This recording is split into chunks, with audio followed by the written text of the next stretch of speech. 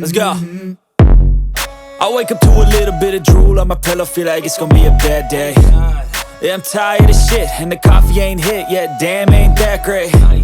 I don't wanna go to work, cause my boss is a jerk, and I'm not even that paid. I need a change in my life, cause I don't feel alive, and there's nothing that makes me happy. Hold my beer for a minute, I'm about to quit my job, cash in for a ticket. I'm going on a trip and I don't plan to visit. I'm gonna stay there till I feel like I'm winning, and this is just the beginning. I need a big change, help me feel like living. I need a big swing, home runs I'm hitting, and I'll never look back, moving on till I get it all.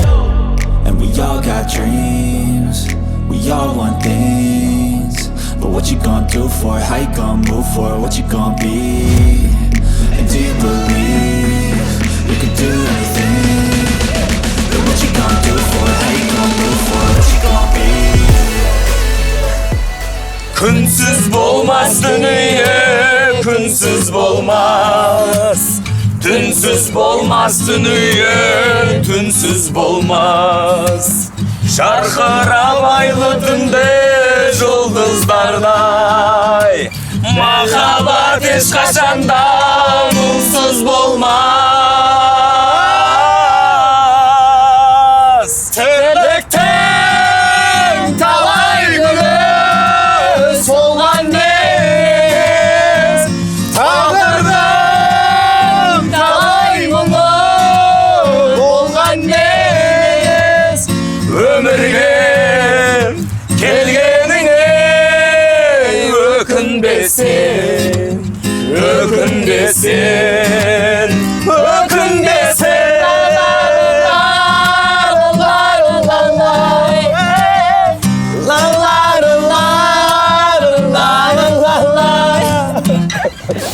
Жігіттер, қыздар, мұңая бермей, мұңды өлең емес, өзіміз дұрыстап әңгіме айтайықшы.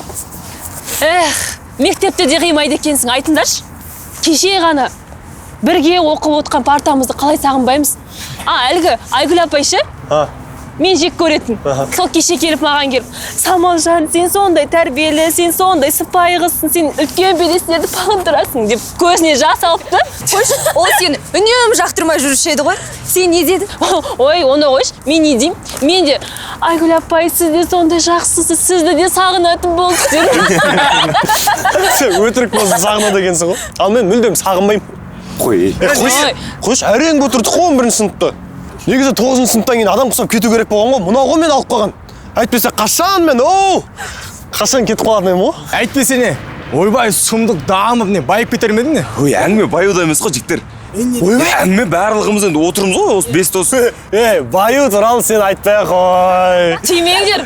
Сенің әкең сияқты. Менің әкем болса, мен қашан жүретін едім? Ақшаң болса, қалтаңда, талтаңда деп ештеңені уайымдамай өз-өзіңмен. Досым, білім бәрібір керек. Дұрыс, Сен олай деме досым. Қош, қайдағы білім? 11 жыл бойы оқыдық қой. Ешқандай білім керек емес. Міне еркіндік. Менде өзіміз білеміз не істесек те. Әй дейтін әже, қой дейтін қожа жоқ. Өзіме өзім бастық болып мен жұмыс істеймін. Дұрыс айтасың, таңдау өз қолымызда. Білесіңдер ма? Қазір елестетіңдерші. 4-5 жылдан кейін біз не істейміз, қайда боламыз? Сіздер не, кім болып, қайда баратындарын шештіңдер ма мысалы? Мен я. Қазір барлығымыз армандарымызды айтып, тура осы жерде 5-6 жылдан кейін кездессек, тура сол нәрселерді айтып, орындалды ма, орындалмады ма, соны білейікші. Давай, сен бастасаңшы, біз сені қоштаймыз. Ал жан сая, құлағымыз сенде. Алға дейін әлі 2 сағат уақыт бар. Асықпай. Мен ба? Мен дәрігер болам деп шештім. Күшті. Негізі хореограф болуды армандағам. Бірақ ол мен тек қана бір хоббим болып қалатын болды. Негізі би деген сезім мен дененің үйлесімдігі ғой. Бір сөзбен айтқанда гармония. Гармония? Бірақ дәрігер болу ол менің миссиям болып қалу керек. Өмірлік миссиям? Қойш, менің ойымша өмірлік миссия деген ол әйел адамда ертең күйеуге тигеннен кейін әйел бала шағасын қасында тамағын жасап күйеуін күтіп отыру керек қой. Басталды. Ойбай, басталды емес. Ол атам заманнан келе жатқан нәрсе ғой, жігіттер, қыздар. Енді ол бұрынғы нәрсе ғой. Жоқ, мысалға бұрында ата-бабамыз мамонт аулаған, андай найзалармен дейді, мамонттарды аулаған, бұзау аулаған, қоян аулаған, сол неше түрлі күні бойы аулаған затын кешкісін үйіне әйел бала шағасын әкеп берген кім? еркек. Ал еркектің миссиясы ақша табу. Сол үшін мен ақша табам, өз жұмысымен айналсам. Енді заман өзгерсе де, адам өзгерген жоқ. Сөйтіп мен өз жұмысым жасап, короче, мен ақша табам. Дұрыс айтасың. Арсен, сен не істейсің? Білмеймін деп айтпай қой. Бұл үшін әкесі бәрін шешіп қойған ғой. Я пақам бәрін шешіп қойған. Америкаға барып оқып кел дейді. Бірақ мен барғым жоқ. Көреміз қал, ой көп дегендей, нақты ештеңе шешілген жоқ қал. Бұйырса барарымыз, бұйырмаса оны көреміз. Самал, сен арманың не? Ал Сәке.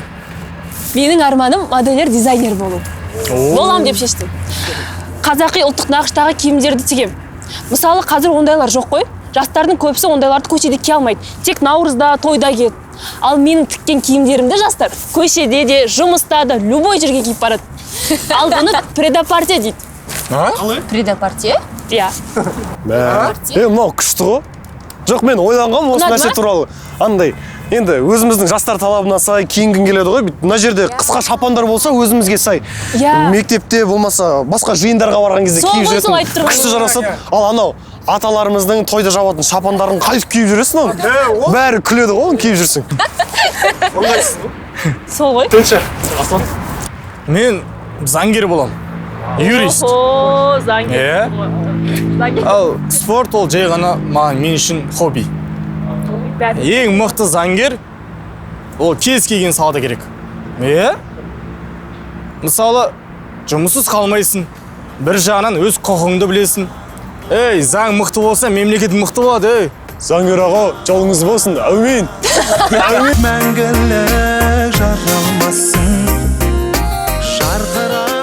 Өлесің ба, қайтесің? Әрсен, қалайсың досың? Бекзат. Сен қалаға келіп олдың ба не? Брат, танымай қалдың ба, сен өтіп тоқташы сөйлесің. Ар жаққа тоқташы жүр. Талай гүлім солған менен тағдырда. Сол досым. Мопедпен ары-бері доставка жасап. Мені қоя берші. Сен өзі не болды өткенде Гарвардқа түсіп? Одан кеп қалдым ғой мен. Ұнамады, өзіміздің Шымкентке жетпейді. Досым онда оқу үшін бас керек.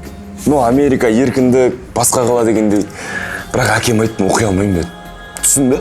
Қайттым. Біздің балдар қыздардан кімді көріп тұрасың? Кімді дегенде? Кім керек? Өзіміздің қыздаршы. Балдар, Жансая, Самал, Аслан дегендер не істеп жүр осы? Барлығы осында досым. Кешке бір бас қосайық та? Шынымен сөйтейікші. Мен онда Асланға звондаймын, одан кейін қыздарға да айтам. Олар қуанатын болды ғой, Америкадан сені келді десем. Қуана жиналды досым. Болды онда, барлығын айт. Кеш сағат 7-те сол жерде болсын. Барлығын өзім көтерем, ойымдамаңдар, беймарал келе беріңдер. Кафе бар жоғырақ та. Қайсысы? Өзіміздің ше. Жоғары жақта. Сөйтейік онда, бәріне айтып ескертем. Сен ана пырылдағыңмен байқап жүрші бірақ. Ой, ол жолда ғой асығып клиенттерге Құдай сақтасын. Құдай сақтансаң сақтайды досым. Қанша дегенмен жол ғой. Уайымдамашы мен. Бәрін ет келсін, ешкім қалып қоймасын. Айтып қойма досым. Басқа жұмыс істеп жатқан жоқсың ба? Жоқ, осы доставкада жүрмін досым.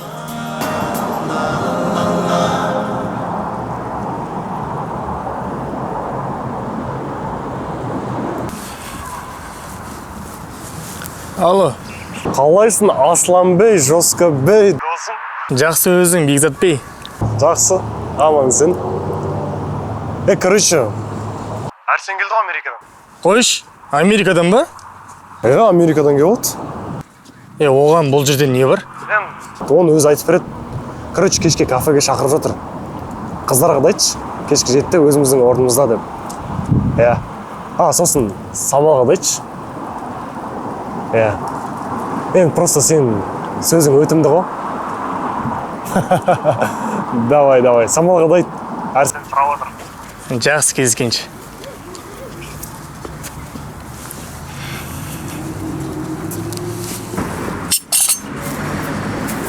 Алло? Сәлем, Жансая. Сәлем, Аслан, қалайсың? Қалайсың? Арсен келіп қой Америкадан. Қош, демалысқа келген ба? Жоқ, бір жолға келіпті ғой. Кешке бас қосайық дейді. Қалай қарайсың? Жақсы қарай. Көрейік, әңгімесін тыңдайық. Бірақ мен бүгін сағат 5-те биге барам. Сол жақта мені алып кетсеңші сағат 6-да. Болды, барам. Не ғой? Самалға өзің айта салшы. Арсен сұрап отыр екен. Да? Айтайын онда. Мен онда 5-те қазір биге барам. Содан соң барып кездесейік. Аха. Давай, пока. Ой.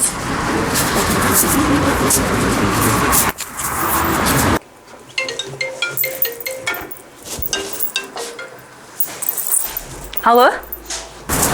Сәлем, Самал, қалайсың? Сәлем, жақсы, өзің қалайсың? Менің саған айтар бір керемет жаңалығым бар. Америкадан Арсен келіпті. Қош? Өзіміздің Арсен ба? Иә, шын айтам. Ол бізді барлығымызды сенің құрметіңе бүгін кафеге шақырып жатыр. Мені? Өзі айтты ма солай деп? Иә, шын айтам. Бүгін сағат 7-де Чехов деген кафеде күтеміз. 7? Жақсы, бұйырса барам. Кездескенше, давай. Кездескенше.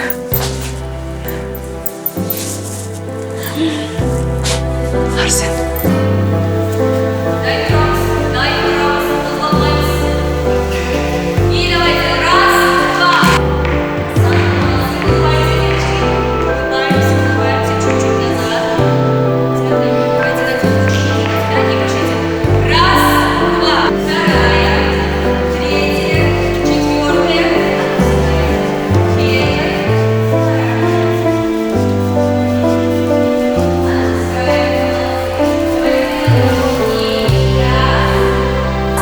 Два. Раз, два. Молодцы, қыздар. Рахмет сендерге. Сау болыңдар, үйлеріңе қайтсаңдар болады.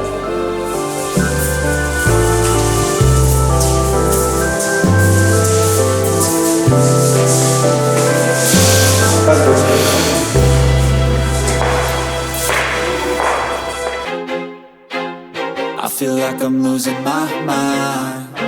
Is everybody in the world blind? Please, Lord, give me a sign, a sign. I feel like I'm losing my mind. Is everybody in the world blind? Please, Lord, give me a sign, a sign. I wanna be the greatest. Everybody on the fake shit. I look around and feel like everybody is the fakest. I make this every day and I'm impatient, hoping one day I blow up from the basement. Statement, the top is so vacant. I don't hear shit that I think is amazing. Waiting for my day when I'm playing sold out shows for 1,000 faces. Hey, give me that crown, get in my way and to be put down. It ain't your place, all this my town. If I want that shit, then I'll get it right now. I'm losing it, the noose it fits. I'm losing shit, a stupid myth. You choose to live or choose to dip. You choose to fight or lose your grip and lose a gift. I feel like I'm losing my mind. Is everybody in the world blind? Please, Lord, give me a sign, a sign. I feel like I'm losing my mind. Is everybody in the world blind? Please, Lord, give me a sign, a sign. Мынау не? Не yapsındır? Не істедің, қалай төлейсің, ақшаңды жоқ қой сен. Қарысың мұны, білесің оны? Тұр шықып бар, ақша тауып кел. Артың ары ойнамайсың ба?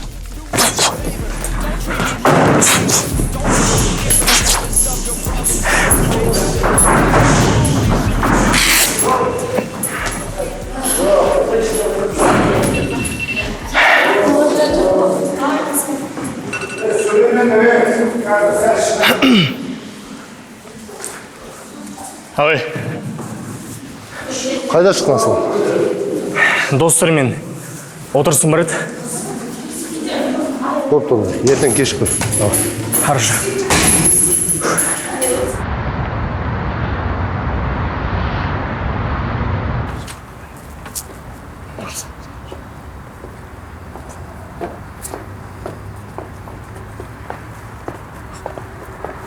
Ана қыздың фигурасы ат екен.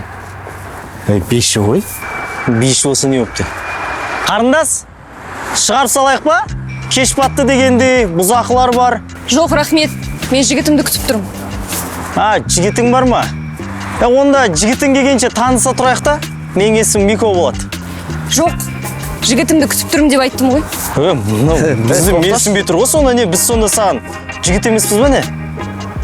Тоқташ, бұндайлармен сыпайы сөйлескен жараспайды. Қарындасың? Танысайық? Жоқ, мен қазір жігітіме звондаймын. Жігітіме звондаймын дейді.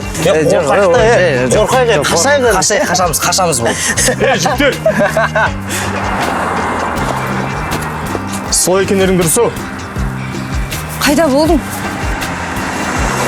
Сен не мықтысың ба не? Мықтымын.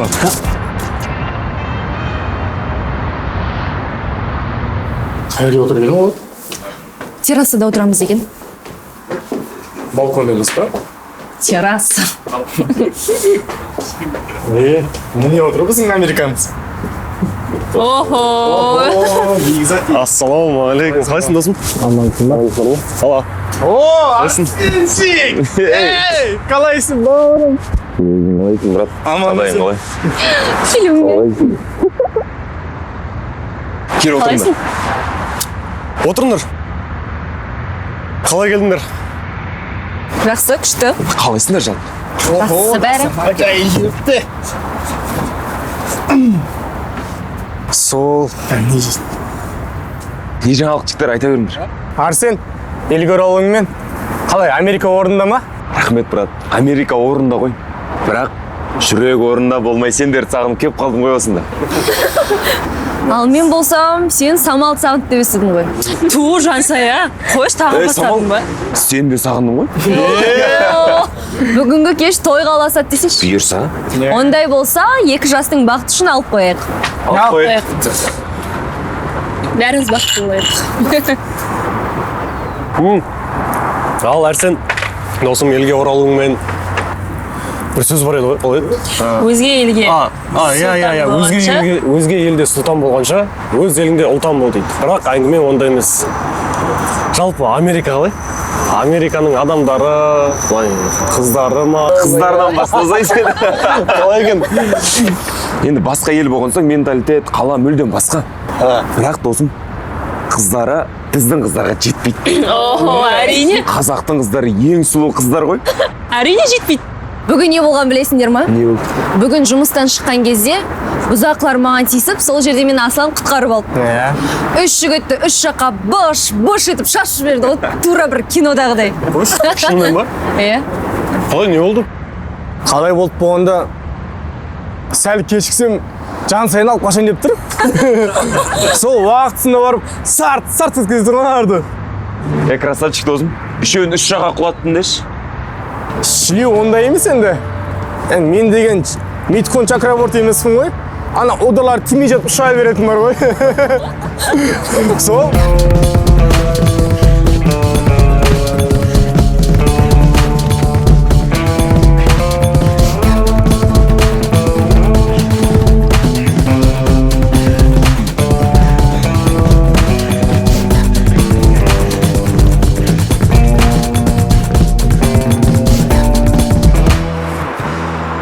Түсініп тұрмын ғой, брат.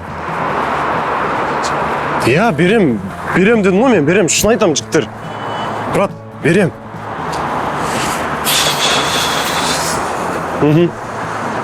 Жоқ. Жоқ, брат, түсініп тұрмын. Маған 10 күн уақыт беріңдерші, 10 күнде қойып берем. Шын айтам, мені де түсіндірші. Осы соңғы рет уәде берген. Берем, брат, қайда кетем мен? Шынымен айтам. Түсіндім.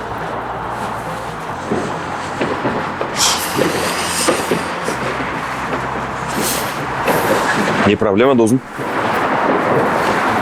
Түрің әбіршіп кетті. Біреулерге қарыз болған болсам, мазан алып қойды кәдімгі. Не істерім білмейді. Көп дегенде $5,000 шамамен 2,5 миллион теңге. Не істедің онда? Қош, өзім ғой, жап-жақсы жүргем, ойнап, былай, кішігірім. Өткенде 2 минуттың ішінде 450 мың көтерем ғой. 2-ақ минуттың ішінде. Казино ма? Жоқ досым, казино емес, біздікі кішігірім, мандай, футбол, теннис деген сияқты ғой. Игроксың, брат. Құдай-ақ, онда емес досым, сен дұрыс түсініп тұрған жоқсың. Лудомания. Жоқ досым, сен дұрыс түсін. Лудомания ол ауру. Бір қызығына кірсең шыға алмайсың. Мен Америкада жүрген кезде казиноның қызығынан шыға алмай қалғам. Енді міне Қазақстанға келдім. Уақытында қоймасаң қиын, брат. Досым, шынымды айтайыншы. Жаман түсініп қалма, енді келіп жатсың ғой Америкадан, шет жақтан, бірақ көмектесші маған, досым. Қазір сенен басқа айтатын ешкім жоқ. Шын айтамын, досым, мен бір айдың ішінде саған қойып берем. Саған ол ақша түк емес шығар, түк емес дегенде қалай болсын, мен бір айдың ішінде уәде берем, досым. Өтініш, сенен басқа ешкім жоқ. Қазір кімге айтатынымды білмеймін, жан-жақтан қысып жатырмын мен. Шынымен айтамын. Өзім түсінбей кеттім не болған. Жаңа хабарласқан адамдар бар ғой. Жайдан жай сөйлесетін адам емес, түсініп тұрсың ғой. Қатты қысып жатырмын. Мысалы, бірақ бір айда қойып берем. Полицияға звондасың? Емес, олар бізге көмектеспесе не қылып жүр? Қайдағы полиция? Олар мені қолымнан майыстырып алып кететін жағдайда тұрмын, түсінші. Сенен басқа ешкім жоқ. Берші бір темек.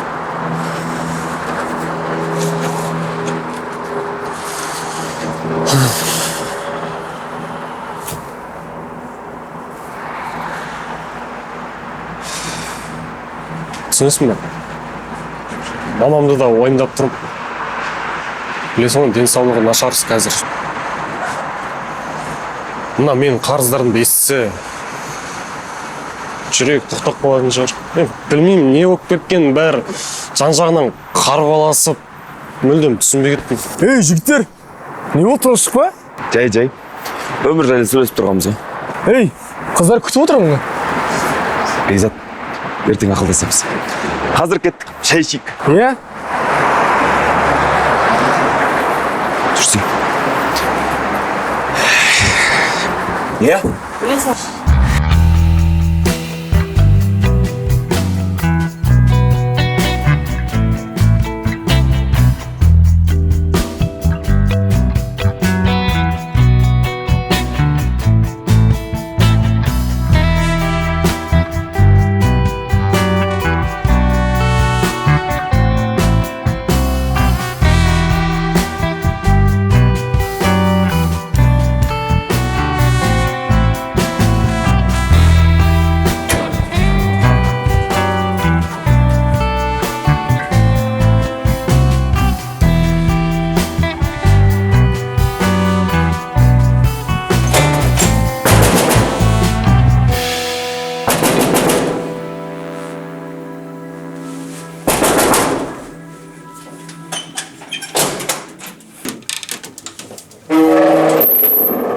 Тыңдап тұрмын.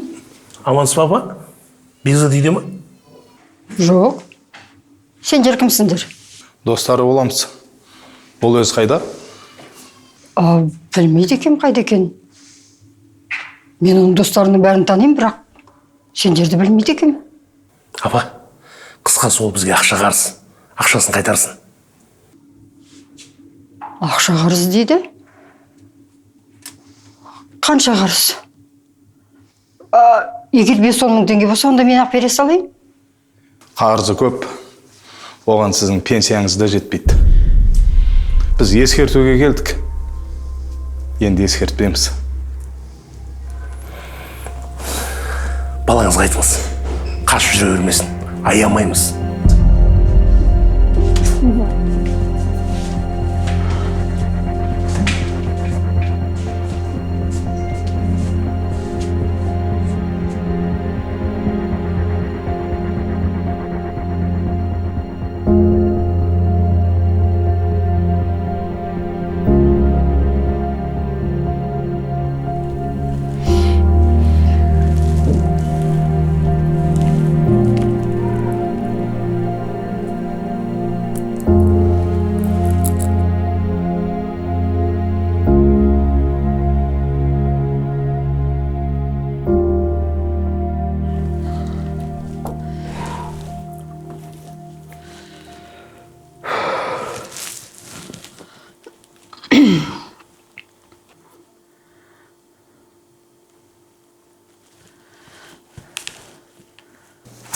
Алло. Алло, мам. Балам. Қайдасың? Жұмыстармен жүрген ма? Не болды, тыныштық па? Тыныштық болса мазаламайын ғой мен сені. Жаңа бір-екі адам кеп кетті. Сенің достарың іздейді. Мен сенің достарыңды танимын ғой. Бірақ та мына адамдардың түсі суық. Танымаймын оларды. Сен олардан қарыз ақша аласың ба? Жоқ, танымаймын оларды. Алаяқтар шығар көп қой неше түрлі. Осы сенің бір нәрсеге ұшырайма деп қорқамын. Ойымдамаңызшы. Әйтеуір абайлашы, балам, абайлашы. Жарайды. Жақсы, абайлап жүр. Хорошо. Сосын өзім хабарласам.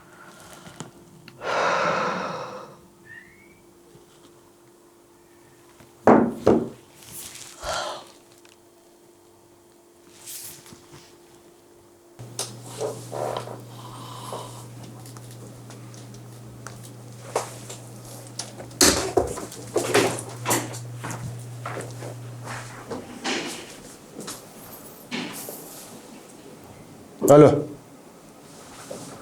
Қалайсың досым, амансың ба? Жақсы аман, сен не ғой? Кеше ақылдасамыз деп едің ғой, соны сұрайын деп едім, қашан ақылдаса аламыз? Қай жерге? Болды досым. Қазір барам. Давай, аха.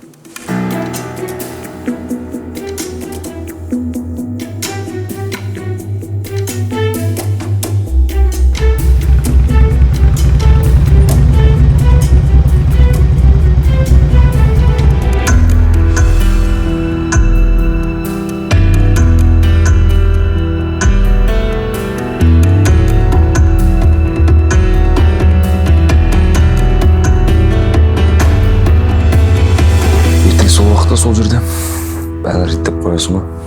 Ұсталып қалмашы ешкімге. Қасындағылар оңтүстік.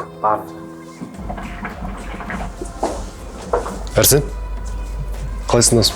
Бек әкелдің ба? Қалайсың? Жақсы брат. Ертең сол жерде ұмытпашы. Кел отыр. Қалайсың? Жақсы досым, өзің қалайсың? Әрсен, досым. Бар үмітім сенде болып тұр. Жаңа мамам хабарласты да айтып жатыр. Үйге белгісіз адамдар келіп мені сұраған екен. Танисың ба дейді. Сен не дедің? Не деймін, брат? Танымаймын дедің. Танымасаң танытады. Артығымен сығып алады. Не істейін енді досым? Білмеймін, қайда баратынымды, кімге хабарласатынымды, кімге жолығатынымды барлығы жан-жақтан қызып кетті. Өзім түсінбей жүрмін досым, шын айтайын. Әкем де маған қырсығып жүр. Америкадан оқымаймын деп келген соң, өзгеніңді өзің көр дегендей болып жүр.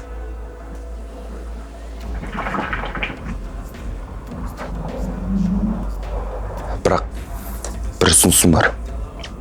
Қиын емес саған. Үйреншіктерлігің жұмыс істеп жүрсің ғой? Досым, айта бер. Мен жасаймын ғой, білесің ғой. Сен ана пырылдағымен пицца тасып жүрсің ғой?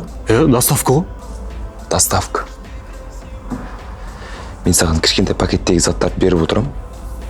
Мен айтқан жерге тастап отырасың. Болды досым, жасай берем ғой. Не бірақ кімге беру керек? Кімге емес, қайда? Артық сұрақ қоя бермеш. Главное, ешкімге ұсталмау керек. Ешкім көріп қоймау керек. Құлдың ба? Болды досым. Кез келген жұмыс жасай берем. Ештеңе кедергі емес маған. Бірақ ең бірінші қарызым жауап алсам болды. Қарыздарың жауап берем. Сен маған 2 ай тегін жұмыс істейсің. Жарайды досым. Келсем. Доставка. Келістік қой. Келістім досым. Рахмет досым. Жақсы. Құтсыш. Ішіп же дегенде. Жарайды досым. Мен заказдарымды жасай берейін. Хорошо. Рахмет. Жақсы брат. Жолың болсын. Байқап жүр. Болды досым. Please Lord, give me a sign. I feel like I'm losing my mind. Is everybody in the world blind? Please Lord, give me a sign. Yeah, there's no mercy in this this world just hunger-thirsty persons in different versions. Each new update, that shit worsens. Why?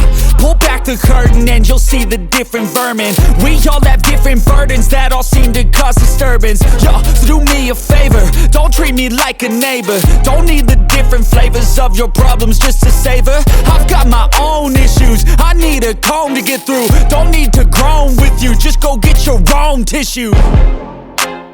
I feel like I'm losing my mind. Is everybody in the world blind? Please, Lord, give me a sign, a sign. I feel like I'm losing my mind. Is everybody in the world blind? Please, Lord, give me a sign, a sign. That's it, the end of the song. Next time you'll sing along. Trust me, there's nothing wrong. I just need to carry on, cause society's a myth put there to make you sit. Listen to what they give. Don't ask questions, shut your lid. Yeah, don't ask questions, shut your lid. I need to run away from this and go get off the grid. Feel like my brain is overloaded, man, I'm losing it. Don't let them tell you what to do, man, they don't know shit.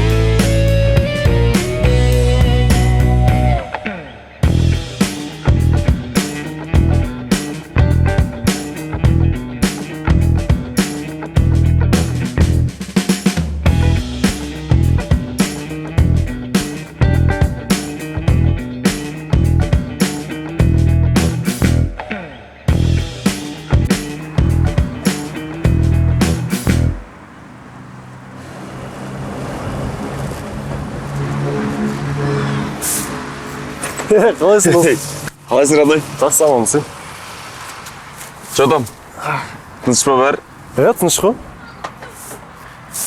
Сен красавчик. Қарызың біразын жауып тастапсың ғой. Бір $1200 қапты. 1200 дегенде. $1120 қалды дос. Мен бәрін жазып жүрмін ғой. Есептес дос, айырылмас дейді.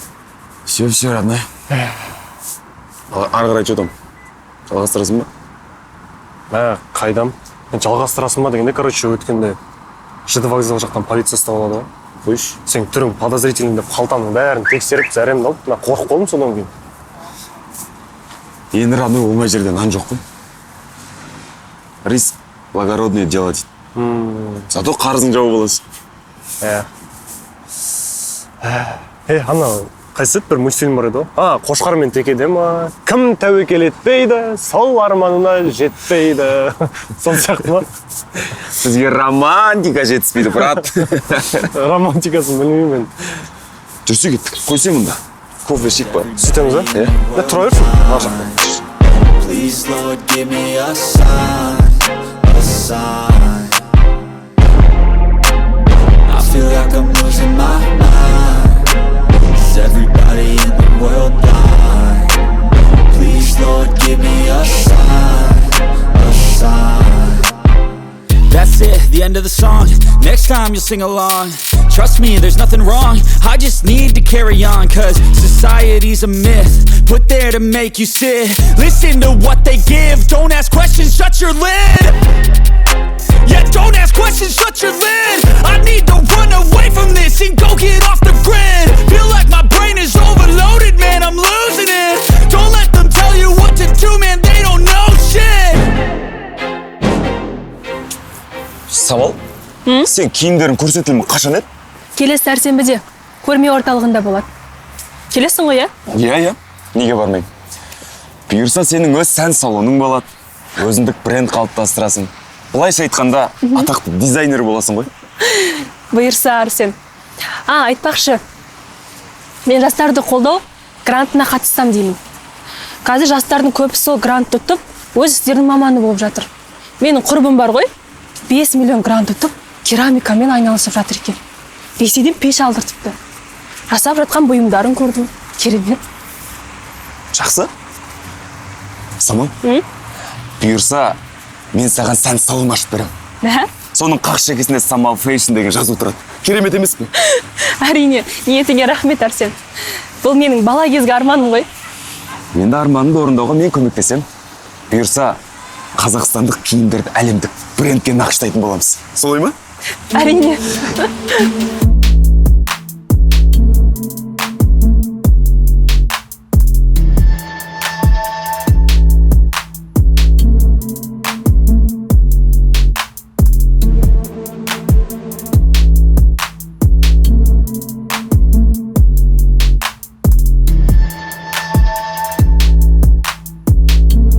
Тоқташ, сонда сенің сөздеріңе қарасам, біз болашаққа деген жоспарымызды екеуміз құрамыз ба? Иә. Қош. Самал, енді менің жүрегім таңдау сенсің ғой. Бұйырса сені әке-шешеме өз қалыңдығым ретінде таныстырсам ба деймін. Ата-анаммен? Иә. Ол қалай болар екен? Негізі бар ғой. Мен де сенің атам Арсен. Бірақ екеуміздің достығымыздың махаббатқа ұласатыны біртүрлі бір түсініксіз болып тұрғаны. Негізі мен сені 6 сыныптан бері ұнатқанмын. 6 сыныптан? Иә. Неге соны ертерек айтпайсың? Самал, бұйырса сенің сәрсенбідегі кешіңе мен әке-шешеммен келем. Жарай ма? Ой, қош Арсен. Ұялам ғой мен. Олар да көрсін келіндерінің қандай пысық, талантты екен.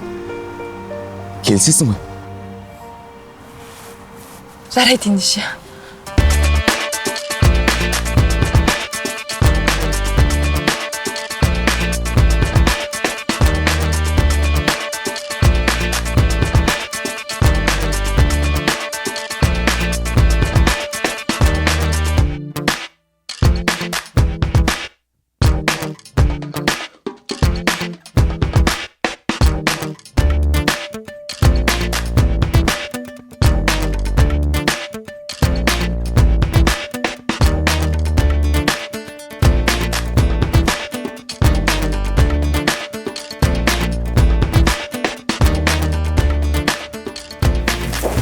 Негізі біздің қазақтың ұлттық киімдері өте әдемі, е?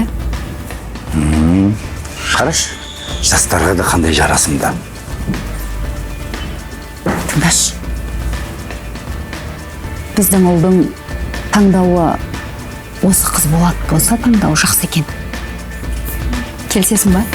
Әкесіне ұқсағанда.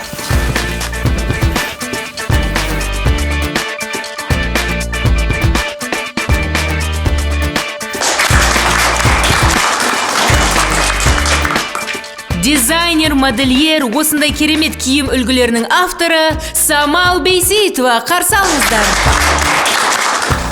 Өнерлі қыз екен, е? Әрі әдемі.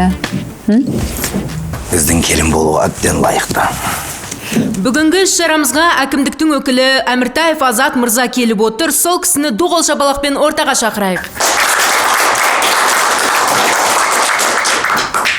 Қайырлы күн, құрметті көрермендер, расында бүгінгі көрсетілім заманауи үлгідегі ұлттық киімдеріміздің жаңғыруы десек болады. Күнделікті осындай ұлттық киімдерімізді жұмыста, көшеде, түрлі осындай іс-шараларда киіп жүретін ұлттық киімдер бренді қалыптасып жатыр деп ойлаймыз.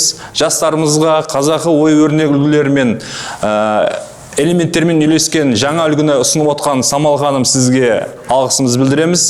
Осы бақытыңыздан қайтпаңыз, ұлттық өнер жолында, дамыту жолында еңбек ете береді деп сенеміз. Біз мемлекет тарапынан да сіздей өнерлі жастарды әрдайым қолдау мақсатында түрлі гранттарды бөліп отырмыз. Соның бірі жеңімпаз өзіңізсіз. Құттықтаймын. Енді құрметті көрермендер, сол гранттың иегері ретінде сертификат тапсыруға рұқсат етіңіздер.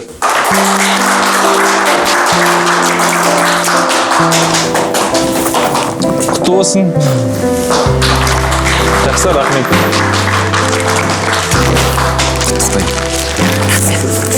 Біз сырттан күтеміз. Сіз нерсінде?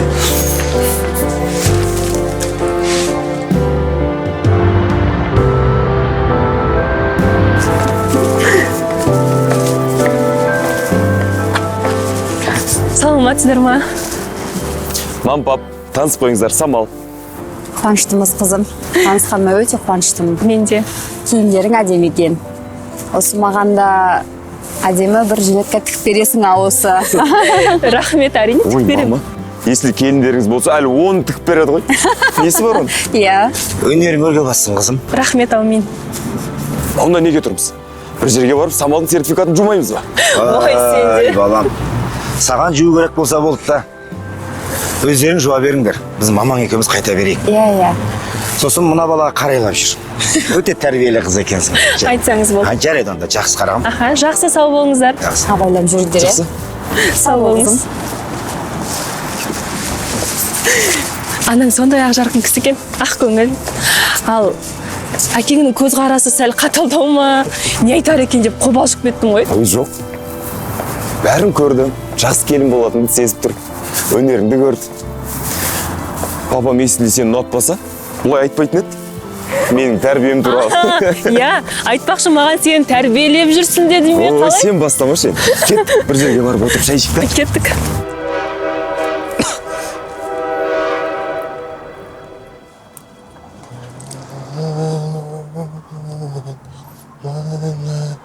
Бөлімшеге барып құжаттарды дайындаймыз керек. Тоқта жігіт. Не істеп жүрсің мұнда? Жай көпірден өтіп бара жатыр. Тоқта. Сұрақты біз қоямыз. Құжаттарың бар ма? Бар ғой, Әкелші телефонды. Жоқ. Өшіріп ұстамақсың ба? Көрсінші. Қазір тоқта. Аш. Тоқта! Тоқта деме!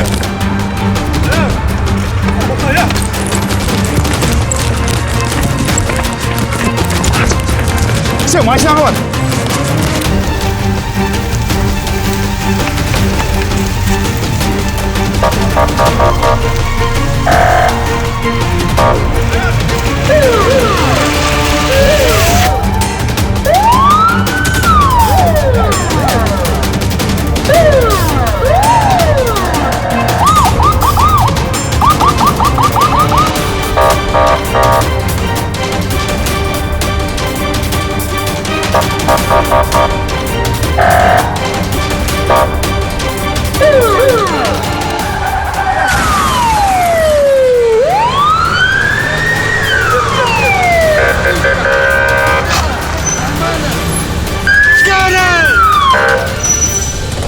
Kanka, братишка! Амансың ба, братишка! Тиспер, қозғамаңдар, қашыңдар. Қаша тұрыңдар. Рашидова Жансүгірова қиылысында мопед жүргізушісімен жол апаты орын алды. Жедел жәрдем жіберіңдер, тез арада. Обал болыпты ғой, жас бала екен ғой.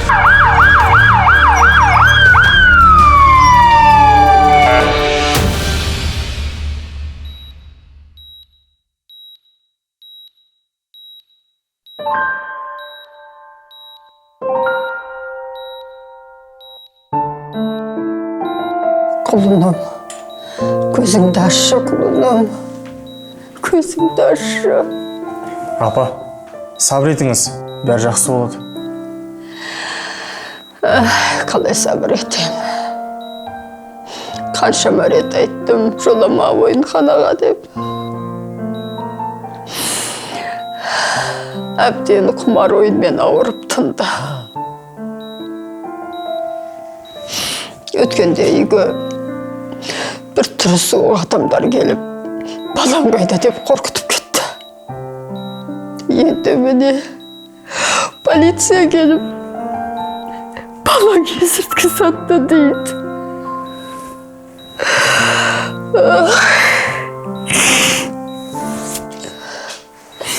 Құлыным-ау, әкең болса мұндай болмас еді ғой.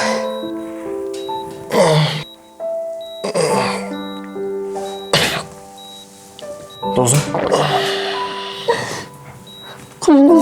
Мен дәрігер шақырайын. Жаным, құлыным, жарығым, көзіңді аштың ау әйтеуір. Құдайға шүкір, құдайға шүкір, шүкір. Мен қайдамын? Анашым, мені кешір. Кешірім ғой балам, кешірмегенде қайда кетем? Құдайға шүкір, көрер жарығың бар екен, шүкір. Шүкір. Балам-ау, тағы не бүлдірдің? Сені полиция іздеп жатыр ғой, полиция іздеп жатыр. Жыламашы, анашым. Мен саған уәде берем. Енді ешқашан ренжітпеймін. Жаным сол. Өз-өзіне келді ма батырымыз? Келді, шүкір. Саған әлі қозғалуға болмайды. Екі тізеңде жарылған. Дәрігер, мен жүре аламын ғой. Екі тізеңе де металдан диск қою керек. Егер операция сәтті аяқталса, әлі ақша алып кетесің. Сіз де уайымдамаңыз. Досым, қалың қалай? Аслан. Ау досым. Арсен қайда? Арсенді қамап қойыпты. Не үшін? Есірткі тартқан үшін. Қазір уақытша қамауда. Қасына есірткі тасығандарды іздеп жатыр. Досым. Тыныштал досым. Неге? Досым, саған қозғалуға болмайды. Қоя қой, құлыным сабыр ет. Бол досым. Бәріне өзім кінәлімін. Өзім. Досым, саған қозғалуға болмайды. Иә, құлыным. Тыныштал досым, сабыр ет. Қоя қой.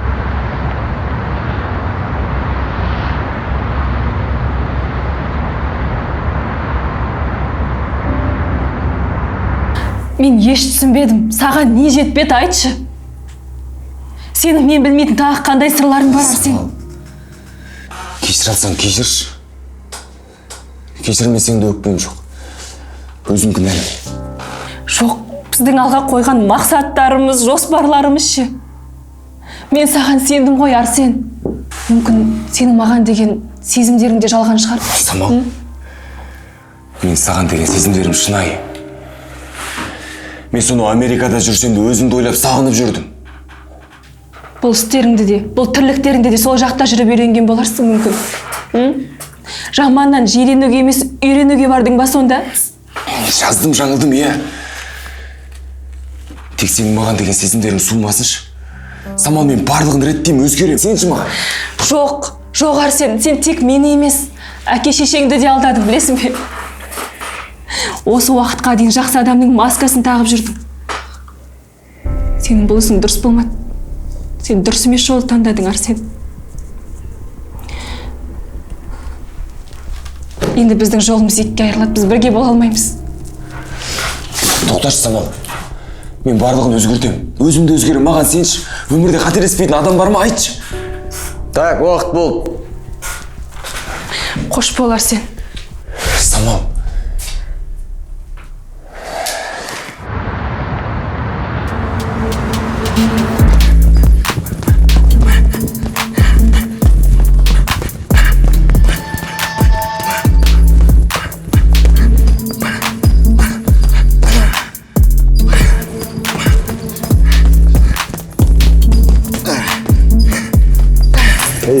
Аслан, не болды саған? Бәрі дұрыс. Тоқтат. көңіл күйің жоқ қой.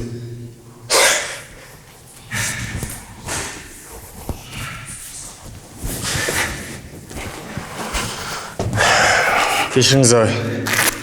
Өз-өзімді ұстай алмаймын. Ондай бәрімізде болады. Бірақ сабыр сақтау керек. Бокс деген саған ол жұдырығыңды алып, біреудің тұмсығын бұзу емес. Төзімділікпен шыңдалып, өз-өзін тәрбиелеу. Ағай, сонда не? Біреу тисе қарап тұру керек па не? Жоқ, орнына қою керек. Бірақ өздігінен күш қолданып емес, жай ғана сөзбен түсіндіру арқылы ғана. Көңілсізсің ғой? Не болды, ауырып отырсың ба? Ағай, бала кездегі бір досымыз қазір істі болып қамауда. Бір жағынан сүйікті қыз тастап кетті. Ол жігіттің өзі кінәлі. Өмірде екі жол беріледі. Таңдау өз қолында. Жаман жол таңдасаң, қиналасың, сүрінесің, өмірден сабақ аласың. Әрбір істің шешетін екі жолы болады. Түсіндім ағай. Дұрыс таңдасаң, алға жылжисың. Яғни жолың ашылады. Сен де өмірде өз жолын таңда. Түсіндім аға. Қадіріспеуге тырысам. Тұр, тізіне көп жасайық.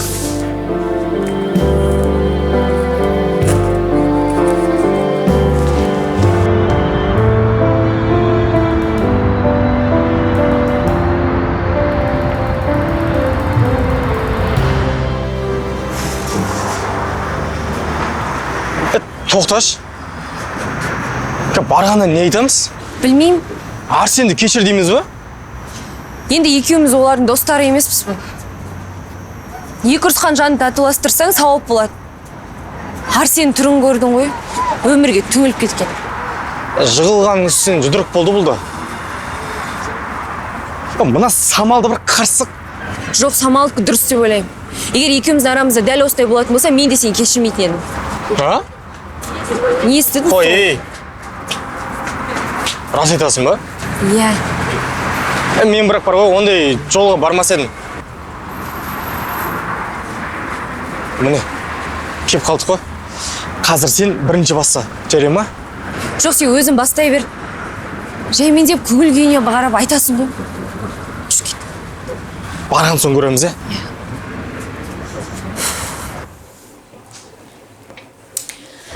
Мәмналар күшті болып шықты ғой. Қалайсың, Самал? Сәлем. Жақсы көріңіз. Самал? Ау? Іске сәт. Рахмет, Асма. Мынау алдында айтқан ескіздер ма? Я, мына жерін сәл-пәл өзгерттім. Жақсы шыққан сияқты, да? Самал? Сен Арсенге ренжіп қалыпсың ғой? Арсенді маған вообще айтпаңдаршы. Немесіне де осында сол жіберді ма? Жоға, ол не дегенің? Әдемі екен. Сендер барлығын өздерің білесіңдер. Бірақ ол өкініп жүр екен. Өкінсе өзінен көрсін. Маған не дейсіңдер? Екеуміздің арман мақсаттарымыз көп еді. Бәрін бытшын шығарды. Самал, енді өзің білесің ғой. Өмір болған кейін қателесеміз. Сол қателік арқылы сабақ аламыз өмірден. Сабақ алса жақсы ғой, Аслан. Бірақ ары қарай ақшаның жолын қуып құнығып кетсеші. Я, құнығып кетеді. Егер сен оны үміт сүй алмасаң. Самал, біз айттық, қалғаны өзің шешесің. Ең бір айтарым, Арсен жаман жігіт емес. Жансая, жүр қайтайық.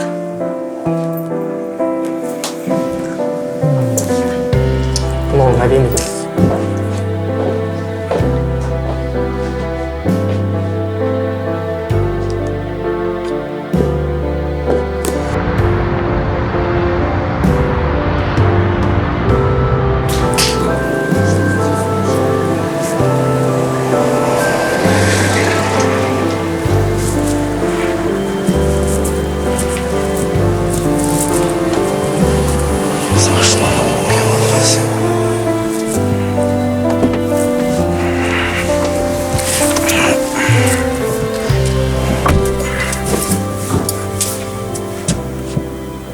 Адвокатпен сөйлестім.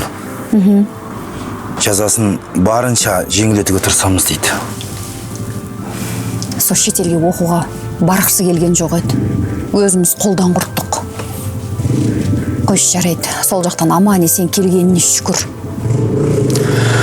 Енді қайдан білек бұндай боларын? Гарвардта оқып, жақсы маман болсын дедік. Ана қызы да өкпелеп кетті. Жап-жақша сыпайы, өнерлі қыз еді. Бірақ негізі мамандық бойынша баламмен де ақылдасқан дұрыс-ау. Өз мамандығын сүйген бала ертең іскер азамат болады. Ана Қайрекеңнің баласы.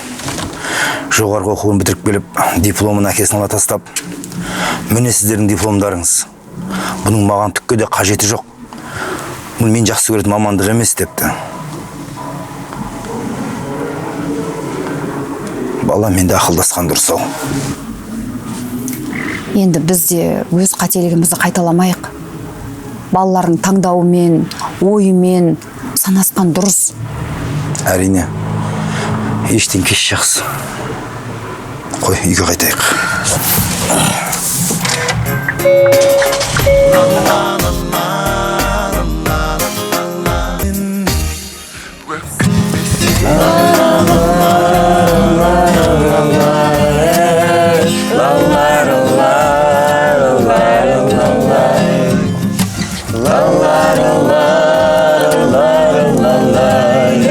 Достар, таң атып келе жатыр. Бұл біздің өміріміздің жаңа таңы ғой. Жоғарға барып көрейікші.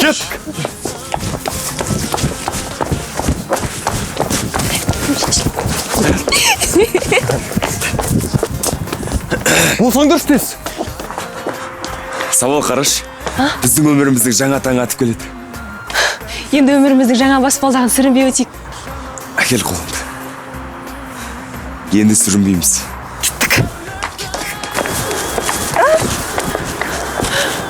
Қандай керемет, я?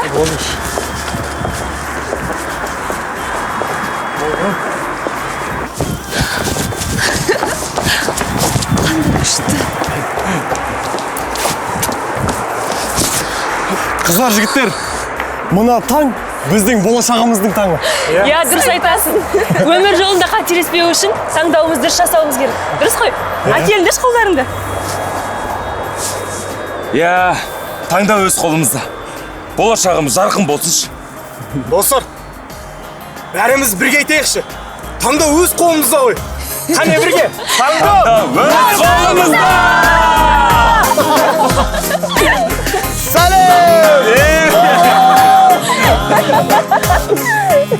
Ана күн шықпа мөлдірі өз болады.